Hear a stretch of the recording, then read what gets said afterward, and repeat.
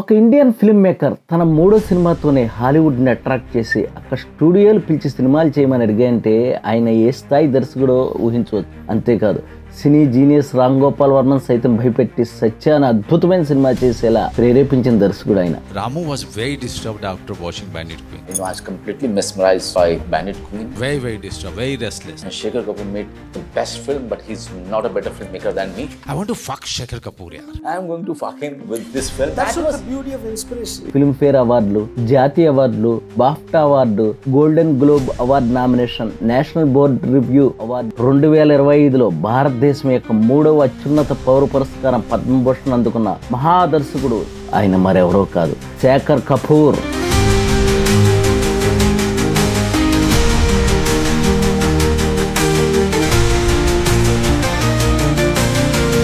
శేఖర్ కపూర్ 1983లో వచ్చిన cult classic మాసూమ్తో డైరెక్టర్గా పరిచయం అయ్యారు.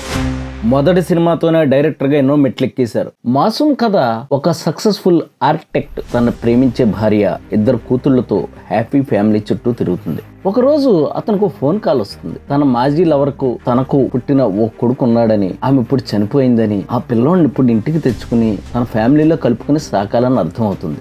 అక్కడి నుంచి ఆ పిల్లవాడు రాక వలన ఆ కుటుంబంలో వచ్చే సమస్యలు, ఎమోషన్స్ ప్రధానంగా కథనం నడుస్తుంది. ఇలాంటి కథతో అప్పటికి మన ఇండియన్ స్క్రీన్ మీద ఎలాంటి కథ రాలేదు. Erich Segal the man, women and child అనే నవలాధారంగా ఈ అద్భుతమైన కథను రాసుకున్నారు శేఖర్ కపూర్.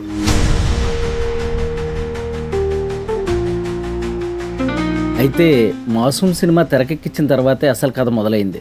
డిస్ట్రిబ్యూటర్స్ నా మొదటి సినిమాని చూశారు, సినిమాని చాలా బాగా రిలీజ్ చేశారు. కానీ చిత్రం ఏంటంటే నాకు డిస్ట్రిబ్యూటర్కి తప్పించి ఎవరికి మొదట నచ్చినట్లేదు. ఫస్ట్ డే ఫస్ట్ షోకి వెళ్ళాను. సినిమా హాల్ దాదాపు ఖాళీ. నేను పక్కన, చీకట్లో మరో పక్కన జంట. ఆ క్షణం నాకు సినిమాపై ఆసక్తి మొత్తం చచ్చిపోయింది. ఇలా ప్రతిరోజు ఖాళీ థియేటర్స్ నన్ను విక్రించేవి.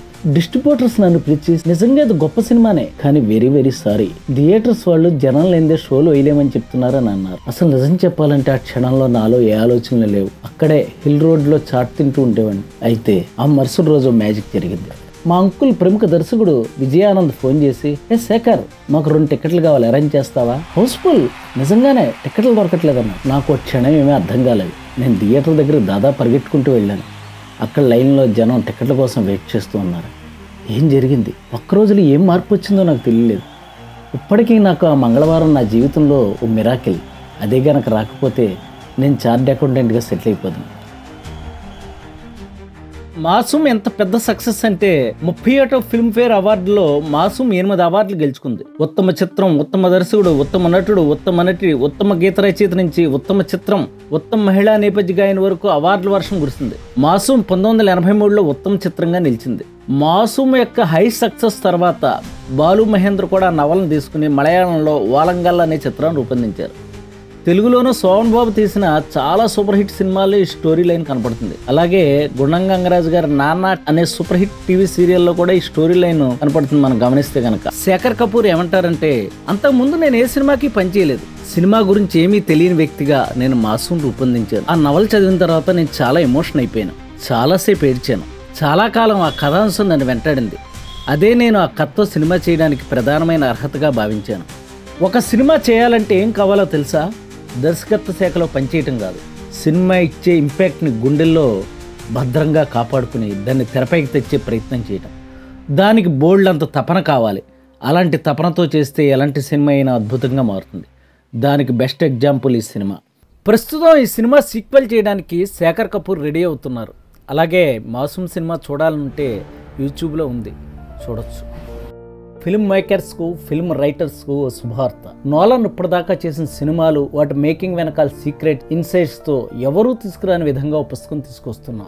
నోలన్ అంత గొప్ప దర్శకుడు అవటం వెనకాల బోల్డ్ అనే ప్రొఫెషనల్ సీక్రెట్స్ ఉన్నాయి. ఎన్నో టిప్స్, స్క్రీన్ ప్లేని ఎలా డీల్ చేశారనే విషయాలు, తన సినిమాల స్క్రిప్ట్ స్థాయి నుంచి అద్భుతాలుగా ఎలా రూపాంతరం చెందాయి అనేవి ఈ పుస్తకంలో వివరణాత్మకంగా చెప్పడం జరిగింది. బోల్డ్ అంత రీసెర్చ్ చేసి ఎంతో కష్టపడి రాసిన ఈ పుస్తకం ప్రీ బుకింగ్ అవైలబిలిటీగా ఉంది. ఫిబ్రవరి చివరి వారంలో రాబోయే పుస్తకం కావాల్సిన వారు ఈ నెంబర్ని కాంటాక్ట్ చేయండి. మీరు నాలాగే సినిమా అభిమానులు అయితే like, share and subscribe cinema secrets Telugu channel.